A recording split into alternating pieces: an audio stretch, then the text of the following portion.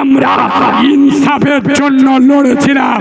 এই যে তরুণ গগৈ, এই বাবু, যে তরুণ গগৈ বাবরি মসজিদের রায় দিয়েছিল, মালটা বিজেপি সাংসদ হয়েছে না হয়নি, পুরো সেটি ভারতের কোর্টের উপরে আমাদের যে আস্থা ছিল, যে ইজ্জত ছিল, যে সম্মান ছিল, সেই সম্মান নিয়ে তরুণ গগৈ খেলা করেছে। মনে রাখবেন, কিয়ামত পর্যন্ত বাবরি মসজিদ ছিল, বাবরি মসজিদ আছে, বাবরি মসজিদ থাকবে। আমরা মুসলমান খোদার কসম সব সহ্য করব। আল্লাহর কোরআন দ্বীন শরীয়তের বেলায় আমরা সহ্য করব না। মাকে গালি দাও, ছেড়ে দেবো। বাপকে গালি দাও, সহ্য করব।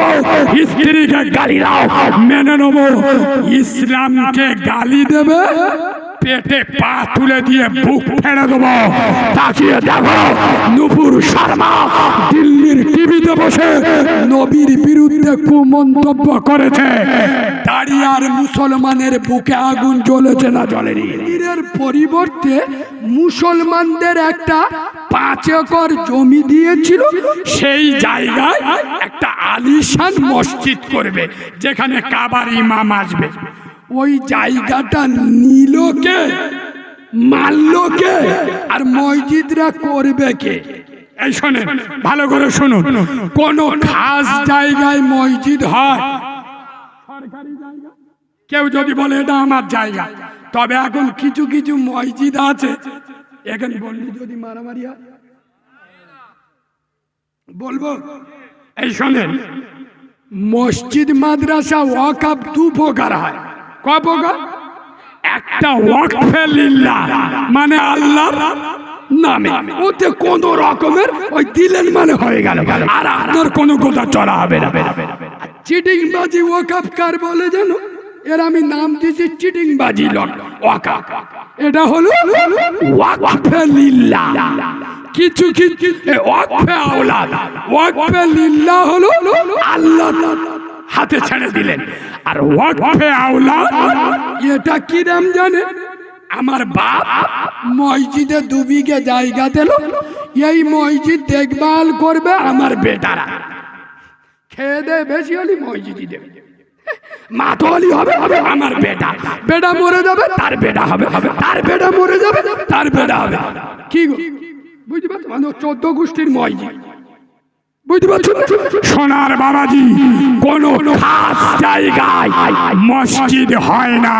আর যদি কেউ জোর করে মসজিদ বানায়, ও মসজিদে নামা হবে না। জহিরুদ্দিন মোহাম্মদ ওয়ারিফে বাবু, এখানে যত লোক বসে আছো, কোন রাজনীতি, সমাজনীতি, অর্থনীতি, জেনারেল লাইনের ছেলেরা কান খুলে শুনে নাও। বাবরি মসজিদের জন্ম কত সালে? আমি বলে যাচ্ছি, 1528 খ্রিস্টাব্দে জহিরুদ্দিন মোহাম্মদ ওরফে বাবর বাবরি মসজিদ তৈরি করেছিল। আচ্ছা বলেন, বাবর কি জানতো না যে কোন খাস জায়গায় মসজিদ করলে ও মসজিদে নামা হবে না? আর উনি যে সময় বাদশা ছিল, ভারত, বাংলাদেশ, শ্রীলঙ্কা, আন্দামান, গোটা পাকিস্তান, ইন্ডিয়া তখন এক ছিল। তাই এত বড় বিরাট ভারতে একটা মসজিদ করবে, মসজিদ করার জায়গা পেল না। জায়গা পেল একদম রামের মার গার উপরে। ওরা কি বলছে? এখানে নাম জন্ম নেছে, একদম যেখানে নাম জন্ম নেছে সেইখানে মসজিদের জায়গা পেল। ভারত, বাংলাদেশ, শ্রীলঙ্কা, আন্দামান, বিরাট ভারতে জায়গা পেল না, জায়গা পেল ওখানে। শোনেন, জায়গাটা আমার, এই ঘরটা আমার। পাড়ার ছেলেরা আমার ঘর ভেঙে দিল, আমার এখান থেকে তুলে দিল। আমি প্রধান সাহেবের কাছে গেছি। আপনাদের এখানে প্রধানকে নাম বলো না, ভয় লাগবে। সালমা মন্ডল, যাই হোক, আমার কোন আম্মা জান। যাই হোক, আমি প্রধানের কাছে কি খুব গুরুত্ব দিয়ে শোনেন যে প্রধান সাহেব, আমার ঘর, আমার বাড়ি, আমার জায়গা গ্রামের ছেলেরা ভেঙে দেয়। প্রধান সাহেব আমার বলতে যে তোমার ঘরটা ক কামরা? আমি বলি 2 কামরা। জায়গা কত? 2 শতক। বলছে কাজ করো, তোমার দাঁড়িয়া বাজারে 5 শতক জায়গা দিচ্ছি, তুমি ওখানে চলে যাবে। যে ভেঙে দেছে ওই কি এখানে থাকবে। আমার কথা বুঝছো না? বুঝো না? বুঝছো না? বুঝো না? 92 সালে বাবরি মসজিদ আমাদের 1948-এ রাতের আধারে চুরি করে রামের মূর্তি ঢুকিয়েছে তরুণ গগৈ। যখন বাবরি মসজিদের রায় দিচ্ছে পরিষ্কার বলেছে রাতের আধারে রাম মূর্তি মসজিদে ঢুকিয়েছে, এটা অন্যায়। বাবরি মসজিদ ভেঙেছে, এটা অন্যায়। কিন্তু আস্থার ভিত্তিতে রায় দিল এখানে মসজিদ চলবে না, এর ডবল জায়গা দিচ্ছি। আরে আমরা মসজিদের জন্য লড়ি নয়, আমরা ইনসাফের জন্য লড়েছিলাম।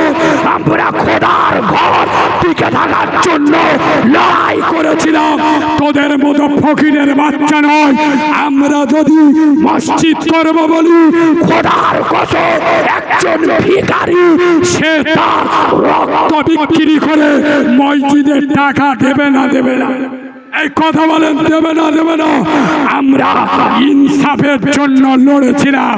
এই যে তরুণ গগৈ, এই বাবু, যে তরুণ গগৈ বাবরি মসজিদের রায় দিয়েছিল, মালটা বিজেপি সাংসদ হয়েছে না হয়নি? পুরো সেটি ভারতের কোটের উপরে আমাদের যে আস্থা ছিল, যে ইজ্জত ছিল, যে সম্মান ছিল, সেই সম্মান নিয়ে তরুণ গগৈ খেলা করেছে।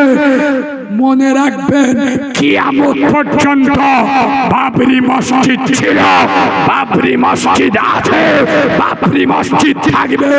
আমরা মুসলমান, খোদার কসম সব সহ্য করব। আল্লাহর কোরআন দিন শরিয়াতের বেলায় আমরা সহ্য করব করব না। মাকে গালি দাও, ছেড়ে দেবো। বাপকে গালি দাও, সহ্য করব। স্ত্রীকে গালি দাও, মেনে নেব। ইসলামকে গালি দেবে, পেটে পা তুলে দিয়ে বুক ফেলে দেবো। তাকিয়ে দেখো, নুপুর শর্মা দিল্লির টিভিতে বসে নবীর বিরুদ্ধে কুমন্তব্য করেছে। দাঁড়িয়ার মুসলমানের বুকে আগুন জ্বলেছে না জ্বলেনি? জ্বলেছে না জ্বলেনি? এর নাম ঈমান।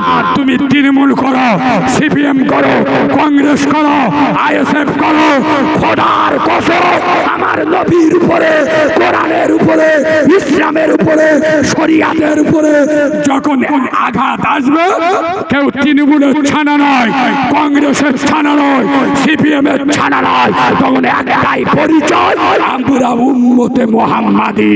নারাই তাকবীর, নারাই তাকবীর, নারাই তাকবীর। সোনার বাবাজি, 11টা বাজতে যায়, দোয়া করব। দীর্ঘ 2 ঘন্টা কলিজা দিগড়ে ওয়াজ করলাম গলার এই পরিস্থিতি নিয়ে। আমি আপনাদের দুটো পায়ে ধরে বলে যাচ্ছি, আমি বাচ্চা মাওলানা কারিমুল্লাহ জাহাদি। আল্লাহ শুধু আমাকে বাংলা নয়, ভারতের বিভিন্ন রাজ্যে জলসা করার এই 3 হপ্তাহ আগে উড়িষ্যার মাটিতে বলে এসছি, আজও বলে যাচ্ছি। হে দাঁড়িয়ার মুসলমান, আজ আমি দাঁড়িয়ে এসছি, খালি হাতে আসি নয়। দাঁড়িয়ার মুসলমানদের হাতে, দাঁড়িয়ার যুবক জওয়ানদের হাতে, দাঁড়িয়ার তরুণ নবীনদের হাতে, দাঁড়িয়ার নৌজওয়ানদের হাতে, দাঁড়িয়ার বয়স্ক বাবাজিদের হাতে, দাঁড়িয়ার সোনামণি মা বোনদের হাতে এক হাতে আল্লাহর কোরআন তুলে দিতে চাই, আর এক হাতে আল্লাহর নামাজের পাটি তুলে দিতে চাই। যে মুসলমান কোরআন মেনে নেবে আর নামাজের পাটি সঙ্গী করে নেবে, এদের গায়ে হাত দেবে পৃথিবীর কোনো মাল্লা